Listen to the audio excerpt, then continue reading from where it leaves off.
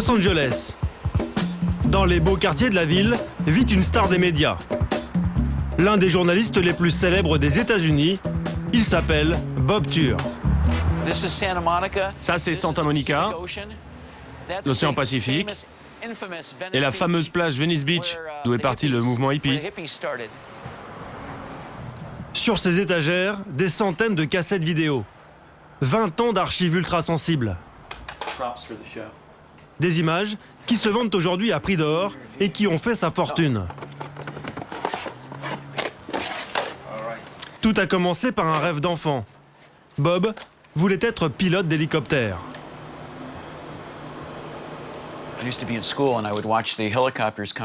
Quand j'étais à l'école, j'observais les hélicos qui se posaient sur les toits des hôpitaux et je me disais, je veux être médecin ou pilote d'hélico.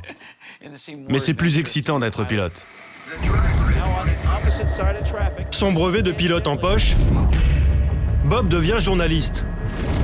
Et il a une idée qui va révolutionner les médias. Marier ses deux passions. Bob équipe son hélicoptère de caméras et il est le premier à exploiter le filon. Filmer des courses-poursuites dans les rues de Los Angeles. J'ai inventé le premier hélicoptère d'information moderne. Grâce à lui, je pouvais voir des choses que la plupart des gens n'arrivent jamais à voir. J'avais la possibilité de me déplacer à 200 km/h et d'être le premier sur l'action. On était tellement rapide en hélico qu'on arrivait en même temps que la police. Ok, il vient de se faire rentrer dedans par la voiture du shérif. Il a été coincé contre la clôture. Mais attendez. Oh, il y a une bagarre. Le suspect s'échappe. Il court. Je ne sais pas où il compte aller. Avec Bob, l'Amérique découvre l'envers du décor. Les audiences sont au rendez-vous. Un genre télévisuel vient de naître. Et il se fait tabasser par les hommes du shérif. Il se prend encore quelques coups de la part du shérif adjoint avec sa lampe de poche. C'est vraiment une poursuite dramatique, vraiment sauvage. Ces images violentes font aujourd'hui la fierté de Bob. Elles lui ont même rapporté une collection de trophées. Dans ses toilettes, à peine croyable, 5 Emmy Awards. L'équivalent des 7 d'or. Celui qui est cassé, je l'ai eu pour les émeutes de Los Angeles. Celui-là pour le tremblement de terre. Celui-là pour une poursuite. Et le dernier, toujours pour une poursuite. La meilleure poursuite en direct. Les poursuites de police, les images chocs d'interpellation, ces images ont envahi le petit écran. Le fait divers criminel représente aujourd'hui jusqu'à 1/3 de l'info quotidienne aux États-Unis. Dans la presse écrite, à la radio et surtout à la télévision. Du coup, Bob n'est plus le seul journaliste à traquer les criminels. Dans les rues de Los Angeles, on croise aussi Howard Westbrook. Il a 35 ans, il est caméraman indépendant, lui travaille la nuit. Ce soir, comme d'habitude, il est branché sur les fréquences policières. C'est parfaitement légal aux États-Unis. Les yeux rivés sur le plan de la ville, l'oreille aux aguets. 23h. Première alerte et départ sur les chapeaux de roue. Apparemment, il y a une course-poursuite, juste là, devant nous. Sur l'autoroute, un 4x4 blanc, poursuivi par plusieurs voitures de police. C'est une course-poursuite avec les flics de Torrance. 2 braqueurs en fuite après un hold-up. Howard est surexcité. Sur ma vie, on est juste derrière eux. Et on s'approche du centre-ville. Je vais essayer de les doubler. Howard accélère à fond. Il veut prendre un peu d'avance sur les poursuivants pour faire des images depuis le bord de la route. 180 km/h au compteur. Mais malgré tous ses efforts et la belle vitesse de pointe de sa voiture, pas le temps d'allumer la caméra.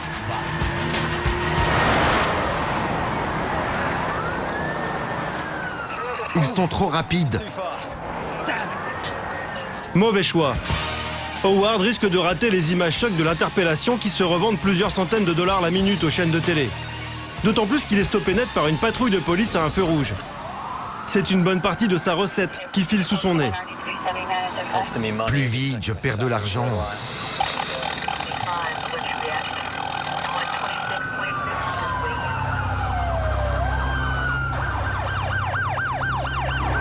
Il s'est écrasé ici. À quelques secondes près, notre chasseur de scoop a raté l'accident. Le 4x4 blanc en fuite vient de s'écraser dans le parapet d'un pont. Howard doit se rattraper sur les blessés. Le conducteur du 4x4 gît 20 mètres plus bas, les deux jambes cassées. Il a sauté le parapet pour tenter d'échapper aux policiers. Son complice est en fuite. Howard fait le plein d'images choc. Allez, bouge de là, toi! Insensible à l'intimidation, pas question pour Howard de lâcher les policiers d'une semelle, quitte à les gêner et les agacer. Ça suffit! Tu arrêtes de me suivre! Quel enfoiré.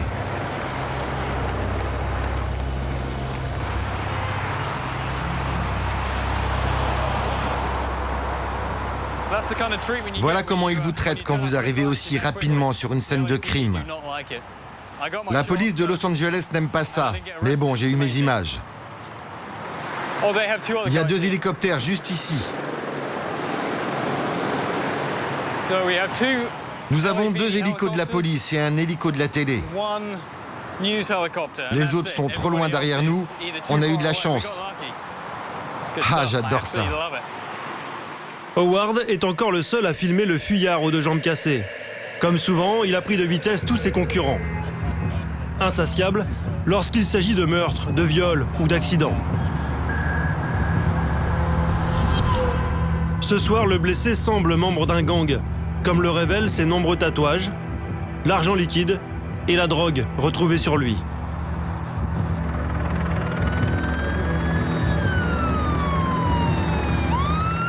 Le complice arrêté un peu plus loin, les images spectaculaires du blessé, Howard a tout eu.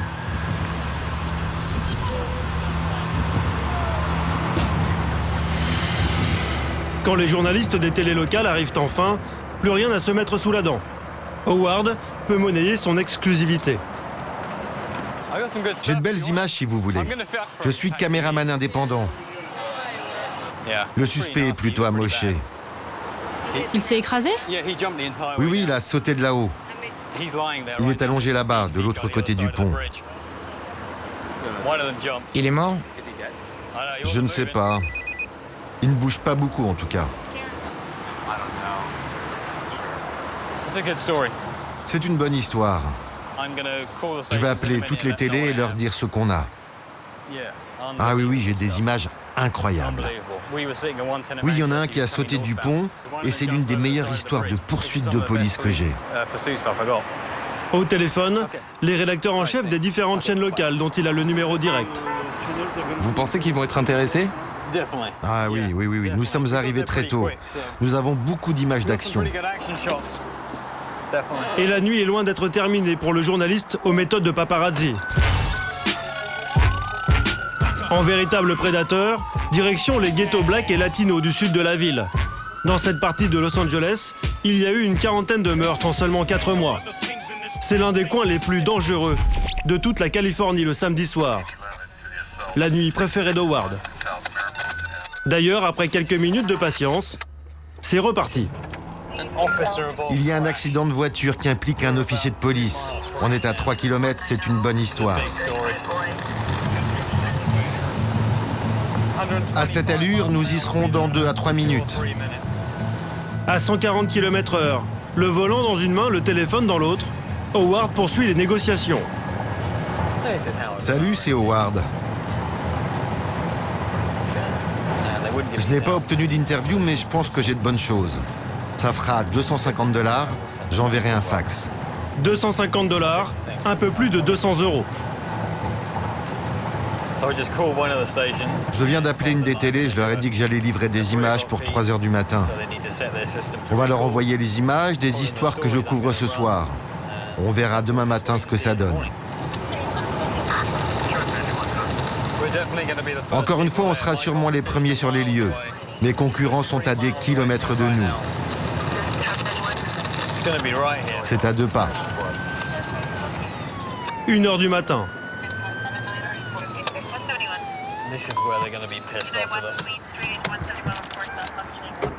Une voiture de police percutée à un carrefour lors d'une course-poursuite. Cela s'annonce très vendeur dans le contexte du moment. Les assassinats de policiers ont augmenté de 40% en 2 ans. Howard surfe sur la psychose. 3-4 voitures et il y a de l'essence partout. Les flics m'ont demandé de m'éloigner. Une interdiction d'approcher qu'il brave aussitôt. Pas question de rater les gros plans de la carcasse encore fumante. Et les premiers témoignages de victimes. J'attendais au feu rouge et j'ai rien vu arriver. Les témoignages, un plus pour ses futures négociations avec les chaînes. Il faut faire vite avant que le périmètre soit bouclé et que les pompiers aient épongé le sang des blessés. Le conducteur du véhicule qui a percuté la voiture de police est encore sous le choc.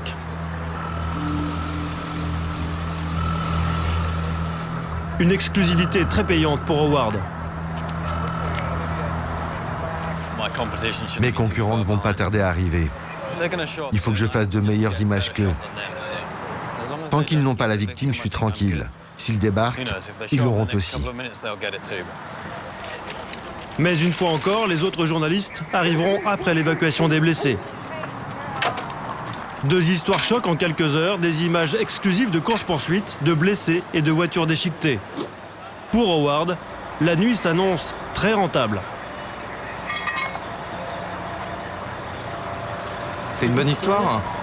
Ah oui, et je vous garantis que ce sera dans les journaux de demain.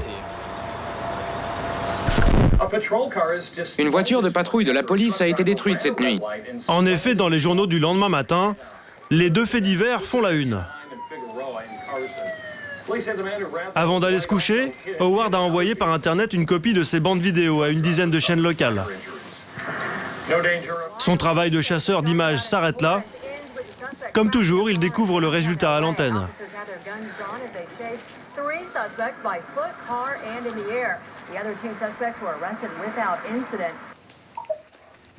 C'est sur toutes les télés.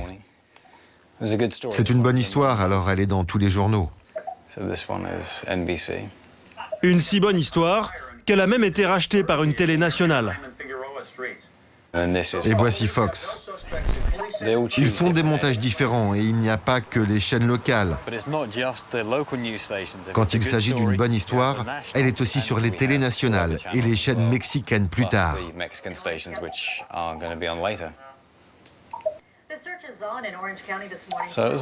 Donc on peut dire qu'il s'agit d'une nuit rentable. Toutes ces images vont être rediffusées. On arrivera à plusieurs milliers de dollars à la fin de la journée. C'est bien pour une nuit. This is Eyewitness News, the news leader. Parmi ses clients, Bill McFarland, rédacteur en chef adjoint du journal d'ABC, l'une des 3 grandes chaînes américaines. C'est lui qui rachète les images des journalistes indépendants comme Howard et qui établit le contenu du journal télévisé. Dans un pays où les 5 plus grandes chaînes de télévision sont privées et pour la plupart cotées en bourse, son obsession, c'est la concurrence. La télé aux États-Unis est un produit commercial. On est jugé sur l'audience. Les chaînes doivent gagner beaucoup d'argent car elles en dépensent énormément. C'est un secteur très concurrentiel. Il y a de plus en plus de journaux et on est de plus en plus nombreux à se battre pour le même gâteau. Alors forcément, les parts sont de plus en plus petites. Chaque jour, ce sont 18 millions de téléspectateurs que Bill McFarland doit séduire, avec pour seul enjeu l'audience. Un défi permanent pour le patron des news et les 500 journalistes de la rédaction d'ABC. Alors pour se tailler la part du lion dans la jungle des médias, Bill a sa recette. Les images violentes en sont l'ingrédient principal. Notre journal d'une demi-heure fait en réalité 22 minutes si vous enlevez la publicité. Et sur ces 22 minutes, entre 4 et 6 sont consacrés au crime. Ça fait entre 16 et 18 minutes pour tout le reste. Ces 4 à 6 minutes, Bill ne les programme pas par hasard. La plupart du temps, en début de journal, pour attirer le téléspectateur. L'info, c'est comme un repas qu'il faut équilibrer. Et le reportage criminel, pour moi, c'est l'entrée. Après, vous avez les infos principales en légumes. C'est pas ce qu'on préfère, mais bon, c'est bon pour la santé. Et enfin, les desserts. Des infos sur les célébrités, par exemple. Si vous ne servez qu'un plat unique, les gens ne viendront pas dans votre restaurant. La recette fait fureur dans les arrière-cuisines de l'information. Et pour attirer le client, certains sont même prêts à tous les excès. Dans le ciel de Los Angeles, c'est le cas de Bob Ture. Grâce à son hélicoptère et ses caméras embarquées, le journaliste est allé beaucoup plus loin qu'Howard dans la folle course aux images violentes. Ce qu'il retransmet ce jour de mai 92 terrorise toute l'Amérique. Des émeutes viennent d'éclater dans les ghettos blacks de la ville. 5 jours de violence, de pillage et d'affrontements qui feront 55 morts et près de 2000 blessés. Bob n'hésite pas, il diffuse tout, même le pire. Comme ce chauffeur de camion passé à tabac en direct dans une ambiance de lynchage. Ils sortent le conducteur du camion. Ah, c'est horrible. Ce sont vraiment des images terribles. Tout ce que ce gars a fait, c'était d'entrer dans le quartier. Pendant de longues minutes, Bob tourne dans le ciel autour du chauffeur agonisant. La caméra s'éternise sur la scène. Il est allongé dans la rue.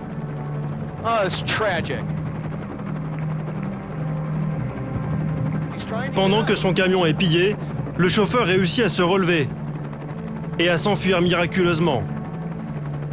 Ce jour-là, l'audience s'envole. Ces images ultra-violentes font le tour du monde.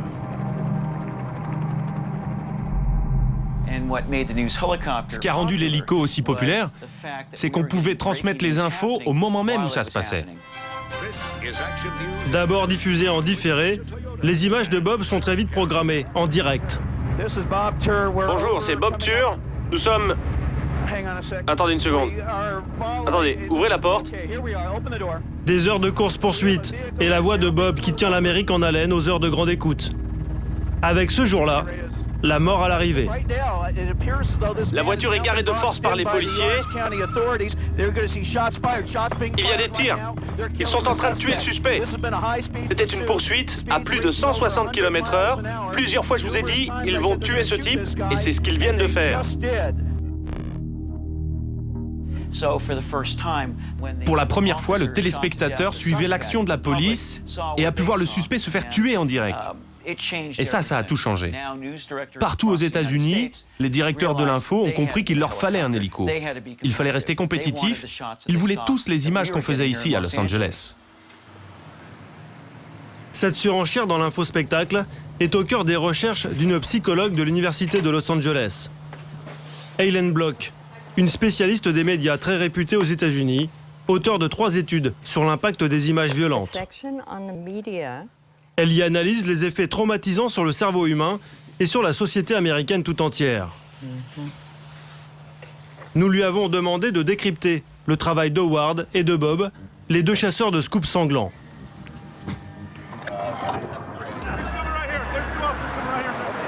Selon la psychologue, de telles images sont le reflet des peurs de la société. Des peurs véhiculées par des journalistes charognards, comme elle les surnomme.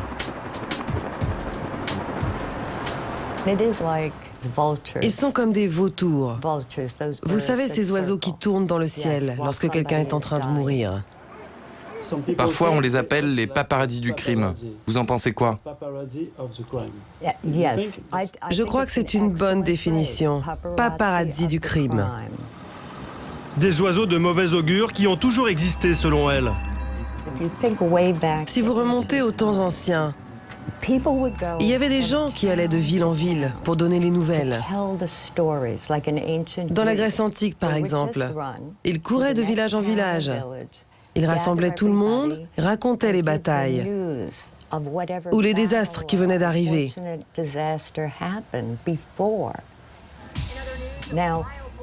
Aujourd'hui, ce sont les mêmes histoires. La différence, c'est qu'on les reçoit en temps réel, en plein visage.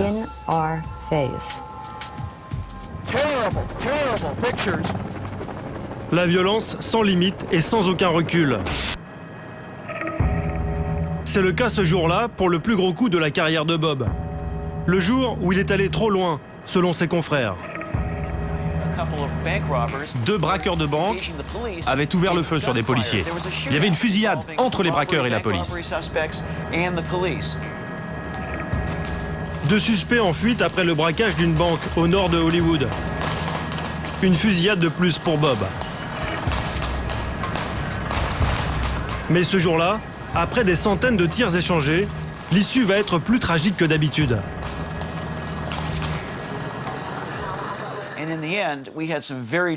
Et à la fin, nous avions des images hallucinantes des suspects en train de tirer sur la police. Et un des suspects s'est même suicidé à la fin de cette course meurtrière. Alors que son complice a déjà été tué, le deuxième suspect réussit à échapper à la police. Blessé, titubant, à la dérive. Nulle part où s'enfuir. Alors, après une dernière salve, il se penche sur son fusil et se tire une balle dans la bouche. Coupé dans notre reportage, l'image a été diffusée en direct aux États-Unis. Ce qui serait qualifié de dérapage médiatique en France fait la fierté de Bob.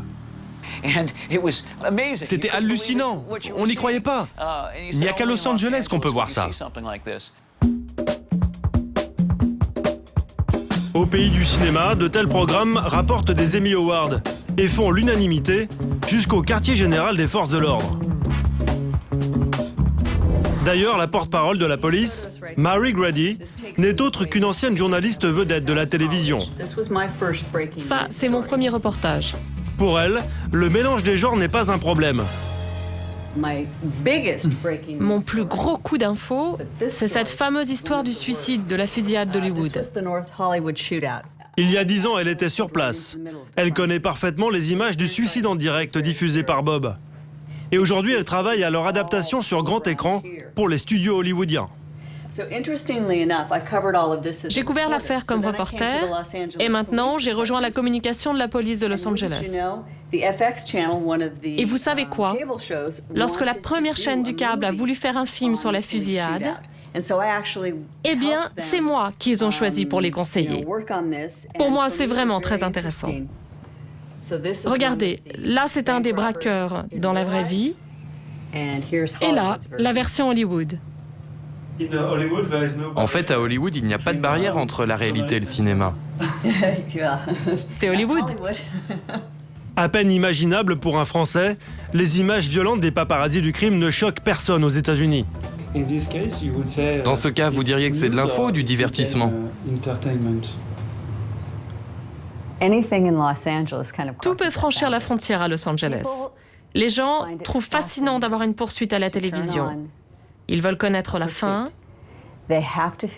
alors ils regardent jusqu'à la dernière seconde.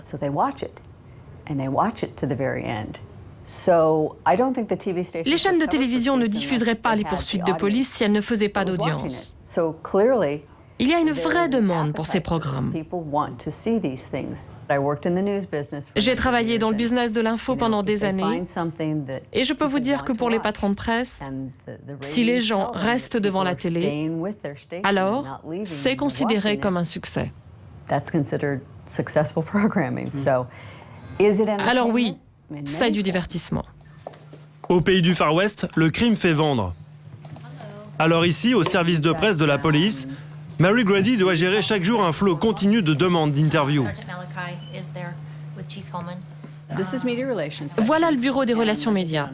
Chaque jour, nous avons des douzaines et des douzaines de coups de téléphone. À Los Angeles, les infos commencent dès 4h30 du matin et sont quasiment en continu jusqu'à 11h30 du soir. Et pas question d'interdire le travail des paparazzis du crime. Ils sont protégés par le premier amendement de la Constitution des États-Unis. Le Congrès ne fera aucune loi qui restreigne la liberté de la parole ou de la presse.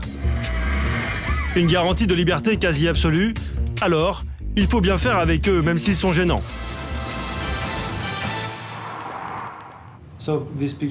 En fin de compte, ces images sont bonnes pour la police. Oui, pour plusieurs raisons. Elles permettent de montrer au grand public le bon travail que nous faisons et les bons résultats que nous obtenons. Et curieusement, ça crée même des vocations. Des policiers qui y trouvent leur compte. Des téléspectateurs friands d'images de plus en plus fortes. Entre propagande et démagogie, le crime est aujourd'hui un nouveau genre, poussé à l'extrême, en Californie.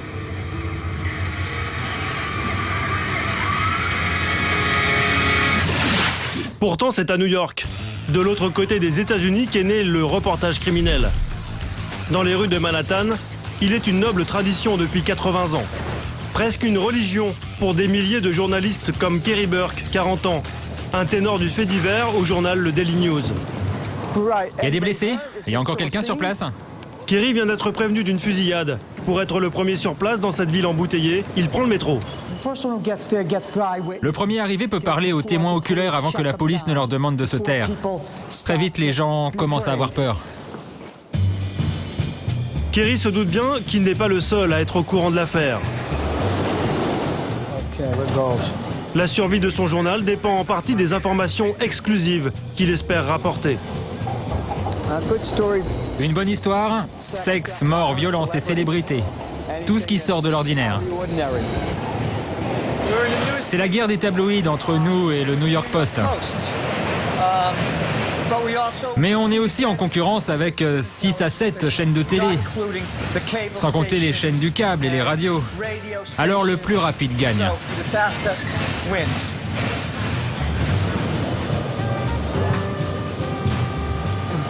Si vous êtes en retard, vous êtes mort. Une bonne histoire de crime à la une, ce sont en moyenne 20 000 lecteurs en plus. Ça devrait être là-haut. Ce matin, pas grand-chose à se mettre sous la dent. À part la voiture de la victime, rien. La scène de crime est bouclée. Ça, c'est la voiture qu'ils ont dû retrouver. Et pourtant, vous allez voir comment, en quelques minutes, Kerry va reconstituer toute l'histoire. Voilà à quoi servent les jumelles. La plaque d'immatriculation, tout d'abord. Ce numéro, soigneusement noté, lui permettra dans quelques heures de se procurer une photo de la victime auprès du service des permis de conduire. Kerry a repéré le restaurant, d'où semble-t-il sortait la victime. Accès interdit. Je vais appeler le restaurant pour voir s'il y a quelqu'un.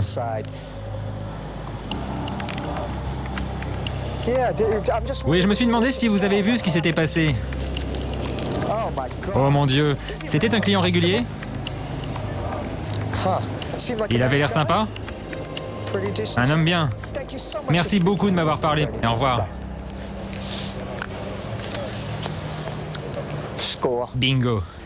C'était le proprio du restaurant. La victime rentre dans le magasin, achète un sandwich, il est accompagné d'un autre homme. On a le début de l'histoire. Pour la suite de l'histoire, impossible de compter sur la coopération des policiers. Salut, je suis du Daily News. Qu'est-ce qui s'est passé? Je sais rien. Ok, merci quand même. En vieux briscard, Kerry a repéré un homme de l'autre côté de la rue, en grande conversation avec la police. Apparemment, c'est son frère. Pour ne pas alerter la concurrence, il va attendre que le témoin s'éloigne pour l'interroger à l'abri des regards.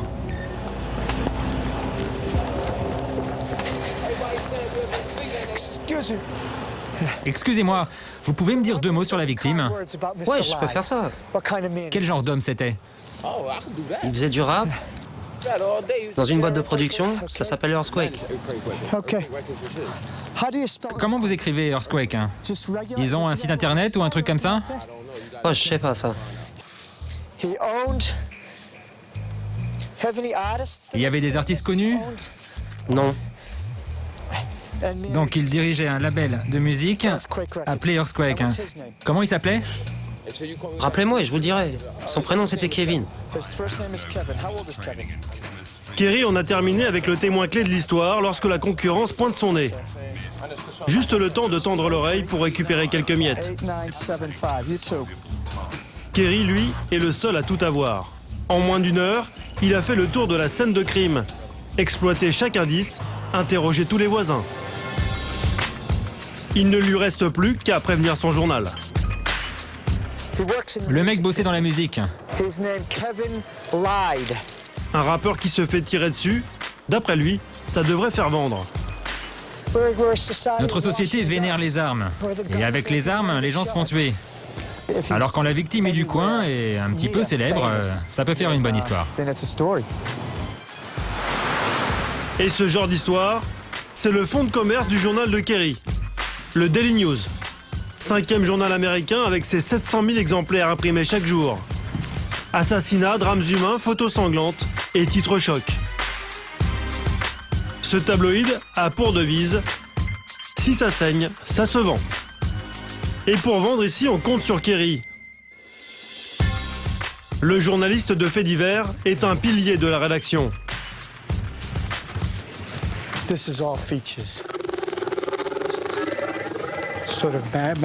vais vous montrer les différentes parties de la rédaction du Daily News.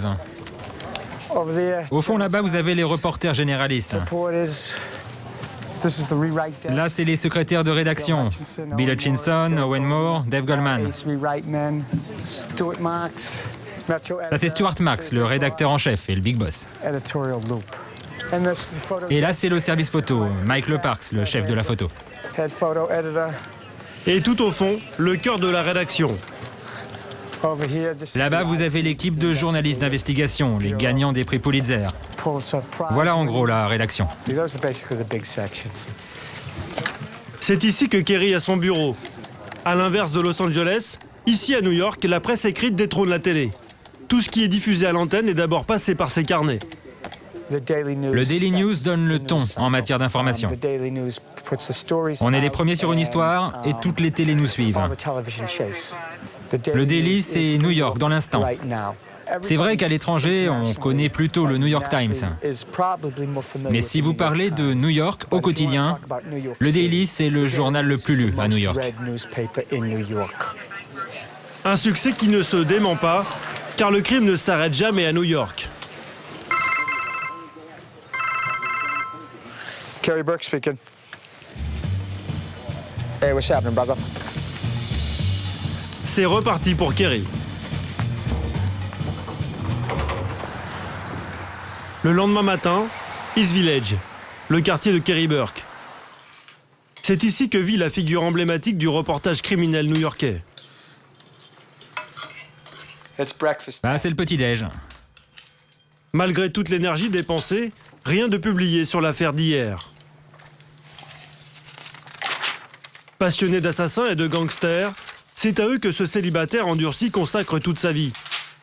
Avec pour seule récompense, la solitude au quotidien.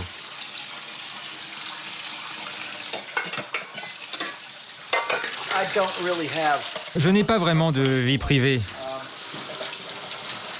Mon travail, c'est ça ma vie privée. Je travaille au rythme de l'info et l'info ne s'arrête jamais. Alors voilà, c'est ma vie. Originaire de Boston, Kerry s'est installé à New York il y a 6 ans.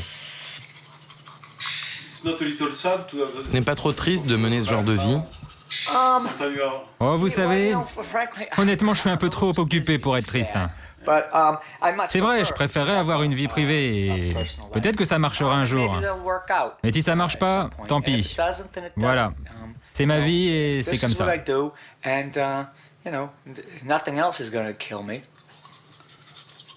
À l'inverse de Bob et Howard, pour lui, paparazzi ne rime pas avec grand train de vie. 2 000 $ par mois de revenus, un petit 2 pièces de 25 mètres carrés, quelques costumes élimés et une maigre collection de cravates. C'est tout ce que lui ont rapporté des années d'acharnement à traquer les criminels. Prêt à aller bosser. C'est reparti pour une journée de chasse au crime. Une de ces milliers d'histoires de caïds, de victimes et de familles éplorées qui font les choux gras des 4 grands quotidiens de la ville. Avec 100 000 salariés, 5 milliards de chiffre d'affaires, la presse new-yorkaise se porte bien. Une exception aux États-Unis. Une bonne santé qui repose là encore sur des articles très vendeurs consacrés au crime et des photos chocs. La photo racoleuse, c'est justement le gagne-pain de Seth Gottfried, photographe indépendant, l'un des nombreux paparazzis du crime new-yorkais.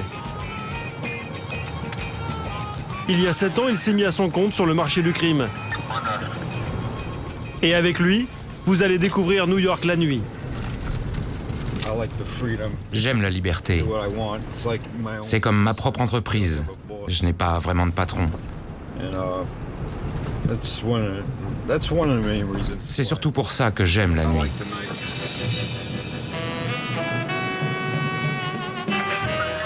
Tous les soirs, à la tombée de la nuit, Seth vient se poster dans son endroit favori au bord de l'Hudson River, au centre de Manhattan, à l'affût du gros coup. C'est le meilleur endroit pour aller n'importe où dans la ville. J'aime bien aussi les quartiers plus éloignés parce qu'il y a beaucoup d'action. Et moi, j'aime bien être là où ça se passe.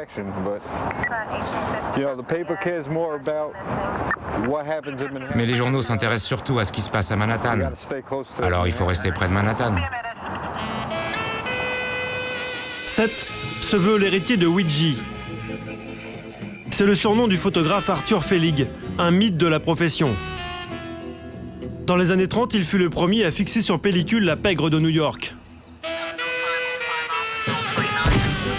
Une galerie de portraits ensanglantés, de gangsters, de criminels et de victimes. L'Amérique de Scorsese, d'Al Capone et des Incorruptibles. Grâce à un scanner de la police qu'il était le seul à posséder à l'époque, Ouija était toujours le premier sur les scènes de crime. Pour développer ces photos, un ingénieux laboratoire installé dans le coffre de sa Cadillac. 2 photos de meurtre qu'il facture aux journaux 35 $. C'était le tarif de Ouija, le premier paparazzi de l'histoire du crime. 70 ans plus tard, Seth a également transformé sa voiture en bureau. Vous voyez ma plaque? Scène de crime 1. J'ai 3 scanners. En voilà un, il capte les fréquences de la police.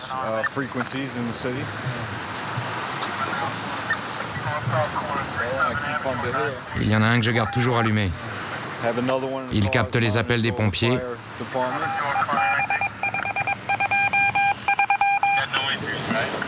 J'ai 2 appareils photo. C'est tout ce dont on a besoin, des appareils photo et des scanners. Écoutez les fréquences policières, rapides, faciles, pas chères. Voici les raisons de l'explosion des reporters du crime depuis l'époque de Ouija. Plus par choix économique qu'éditorial, ils sont des dizaines comme Seth à rôder la nuit dans les rues du Bronx, du Queens ou de Brooklyn. Ce soir, c'est dans le quartier huppé de Chelsea que la radio a guidé Seth Gottfried. Sur le trottoir, le corps d'un homme. Aucune information de plus. Comme d'habitude, les policiers sont peu loquaces avec les paparazzis.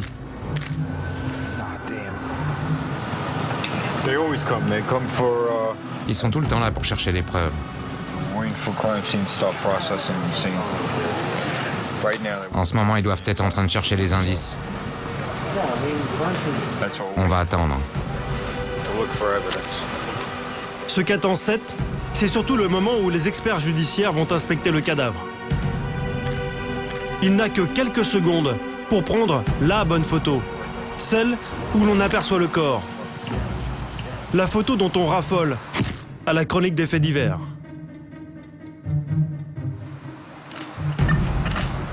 Mais ce soir, il y a encore mieux.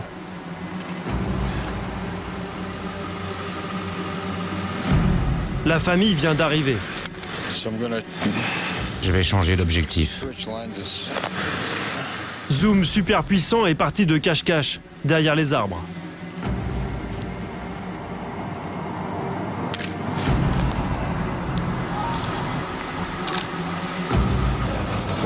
C'est la mère.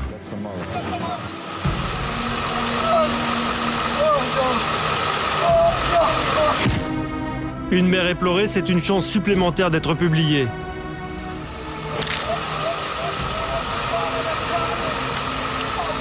Alors pendant 1 heure, Seth va mitrailler la scène, froidement, méticuleusement. Un sale boulot récompensé par l'arrivée de l'épouse de la victime. Pour Seth, c'est une scène banale, presque ordinaire. Un des 500 meurtres commis chaque année à New York. Pas de quoi faire la une.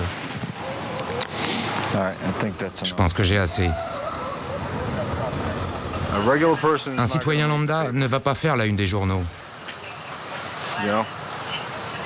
Personne n'en a rien à faire. C'est juste une fusillade de plus. Malheureusement, c'est comme ça.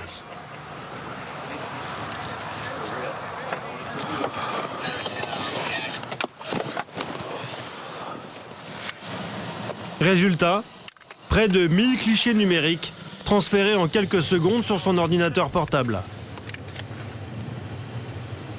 Les plus saignants sont aussitôt transmis aux rédactions des quotidiens. C'est mon boulot. Si ce n'est pas moi qui le fais, mes concurrents vont le faire. Et mes rédacteurs en chef vont me dire « Pourquoi eux, ils ont ces photos et pas toi ?» Donc, il faut bien que je le fasse. Les seuls moments où je me sens mal dans ce boulot, c'est quand j'ai affaire à des petits-enfants. Ils ont toute la vie devant eux et se font tirer dessus ou meurent dans un accident. C'est les seuls moments où j'éprouve de la gêne. Mais sinon, non.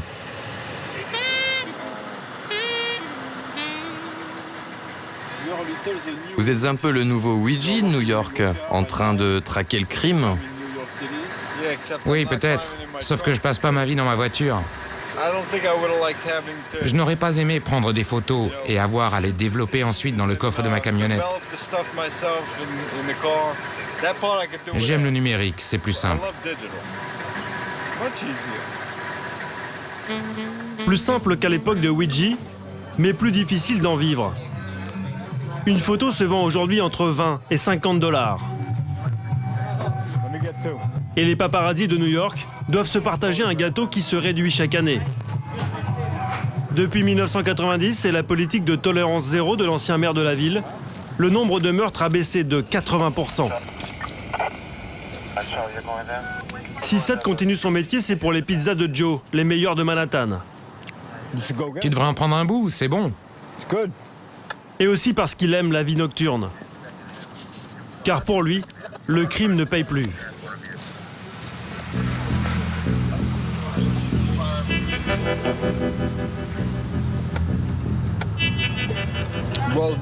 Pour faire ce que je fais, il faut aimer la pizza et il faut de la patience. Il y a beaucoup moins d'homicides à New York qu'à une certaine époque. J'ai parlé à des types qui font ça depuis 20 ans. Et ils me disaient qu'il pouvait y avoir 2 à 3 meurtres par nuit dans chaque quartier. Alors pour mettre du beurre dans les épinards, Seth ne laisse rien passer. En cette fin de nuit glaciale, un incendie s'est déclaré dans le Bronx. Tu vois au 2e étage, là? Un feu d'appartement provoqué par la négligence d'un locataire qui a laissé son poêle sans surveillance. Comme toujours dans ces cas-là, Seth se concentre sur un objectif. Les enfants. Ce soir, aucun mort, aucun blessé. Le drame a été évité de justesse. Seth espère peut-être décrocher une brève dans le New York Post, mais pas plus. On dirait que tout est sous contrôle. Je pense pas que ça ira plus loin.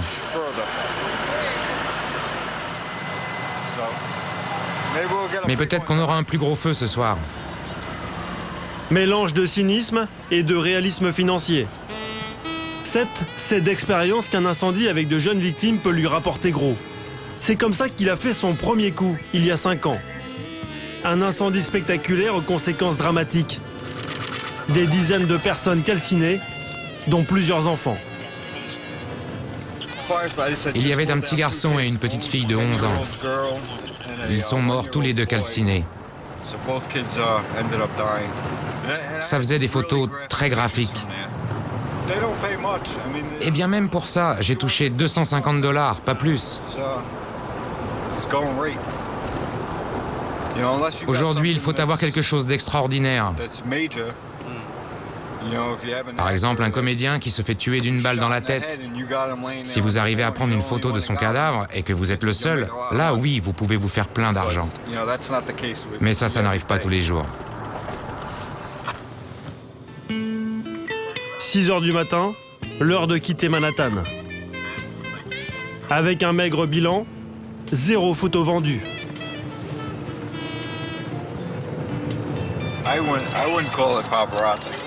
Je ne dirais pas que je suis un paparazzi.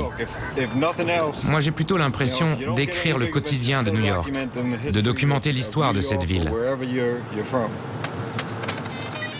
Pour lui, juste le feuilleton quotidien de la violence ordinaire.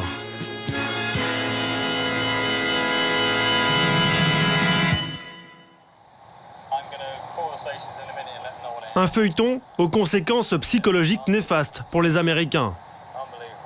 Selon Ellen Block, la psychologue spécialiste des médias, l'accumulation d'images violentes serait largement responsable du sentiment d'insécurité aux États-Unis. L'une des conséquences sur les téléspectateurs, c'est de croire qu'il y a plus de violence au coin de la rue qu'il n'y en a en réalité. Ça provoque chez les gens un sentiment de peur ou d'anxiété, un peu hors de proportion. Ce que vous voyez à la télé devient votre monde. Des états d'âme que n'ont aucun des paparazzis du crime que nous avons rencontrés. Retour à Los Angeles, chez le caméraman Howard Rushbrook. Lui aussi un solitaire sans enfant. Le paparazzi des nuits californiennes travaille aussi le jour. Ça, c'est Britney Spears. Un best-of des moments les plus fous de l'année. J'étais là aussi. Et je me souviens aussi de ça, c'est récent. Pendant la journée, je suis paparazzi de stars. Et la nuit, je fais un boulot de paparazzi des membres des gangs. Mais je préfère travailler la nuit, je fais des trucs à moi. La concurrence est moins rude, alors j'ai de meilleures choses. 20h30, c'est bientôt l'heure pour Howard d'attaquer sa deuxième journée dans les quartiers chauds de Los Angeles. J'adore mon boulot. Parfois, je suis un peu fatigué, mais j'adore. Je travaille 20 heures par jour, parfois c'est un peu fou, donc il faut bien manger et bien dormir. Être en parfaite santé, car il ne sait jamais quel genre de poursuite l'attend. Et ce soir, il va risquer sa vie. 4 braqueurs ont pris la fuite à bord d'un 4x4.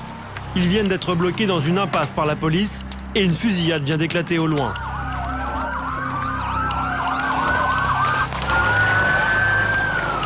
Les policiers tentent de faire barrage, mais pas question pour Howard de rater le final. Stop, pas plus loin. Il faut que vous partiez. Alors que tout le monde fuit la scène, Howard, lui, profite de la confusion pour remonter au cœur de l'action, au plus près des forces de police. Ah mon Dieu! Courage ou inconscience? En tout cas, Howard est seul aux premières loges pour assister au dénouement de l'histoire. Des tirs qui sifflent à ses oreilles, une demi-heure de suspense qui s'achève par la mort des fuyards.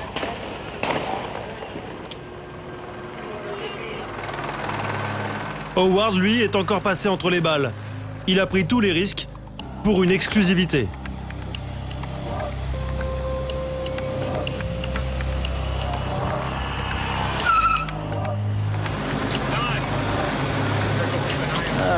Je pense que j'en ai assez. C'est vraiment une bonne histoire. Une bonne histoire et pas seulement pour l'argent.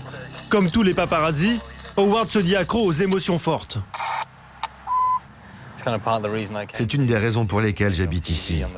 Pour voir de près ce que d'autres voient à la télé. Les fusillades, les poursuites, jusqu'à 20 à 30 fusillades par nuit. C'est très dangereux. On m'a tiré dessus, j'ai été pourchassé, j'ai frôlé la mort plusieurs fois. Mais c'est ma dose d'adrénaline.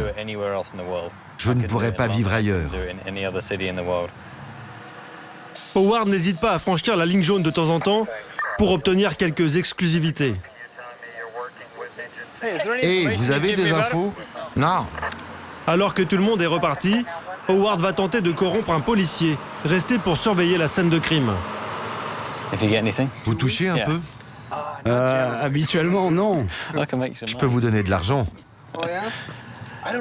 Ça pourrait être un conflit d'intérêts, je pourrais avoir des soucis. On a des flics qui font ça. Ah bon? Des flics qui font ça? Ah, ils peuvent se faire jusqu'à 1 500 $ en un week-end. Ah ouais? Regardez mon site internet. Vous allez voir, il y a des trucs intéressants. Réticent au début de la conversation, le policier semble soudain très intéressé par les arguments d'Howard. Et finalement, il consent à donner son numéro de téléphone. Et si tout reste dans les limites de la légalité devant la caméra, rendez-vous est pris pour plus tard. Merci encore, hein. Et allez voir mon site. Ouais, sûr. Howard aurait ainsi obtenu plusieurs scoops de la part d'informateurs de la police, en échange de quelques centaines de $. Un salaire de flic débutant, c'est 50 000 $ par an. Pour ça, je ne ferai pas ce boulot. Moi, je risque ma vie, mais pour beaucoup plus. En fait, vous pouvez gagner un mois de salaire de flic en une nuit? Bien sûr, c'est fou, non? Et quitte à piétiner toutes les règles de déontologie, Howard compte également sur des alliés beaucoup plus inattendus. Les délinquants eux-mêmes. À force d'arpenter les rues des ghettos blacks et latinos, le caméraman en connaît chaque recoin. Il connaît aussi beaucoup de mauvais garçons. Des membres des gangs qui comptent parfois sur Howard pour passer à la télé. Engager une course-poursuite avec la police pour quelques secondes de célébrité sur petit écran, c'est la nouvelle mode à Los Angeles. Certains membres des gangs m'approchent pendant les courses-poursuites pour attirer mon attention. Ils viennent me parler. Il faut faire gaffe avec les policiers, je peux avoir des problèmes si je les dérange dans leur travail.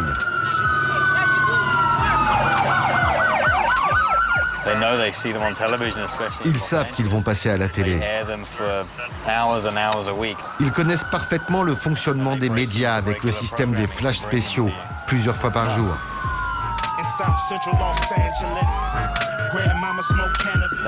Ils jouent avec la caméra pour passer à la télé. C'est dingue. Ces rodéos sauvages explosent sous l'œil complice des chasseurs de scoop. Une dérive directement liée à la présence des paparazzis du crime. Mais toujours pas de quoi révolter l'Amérique.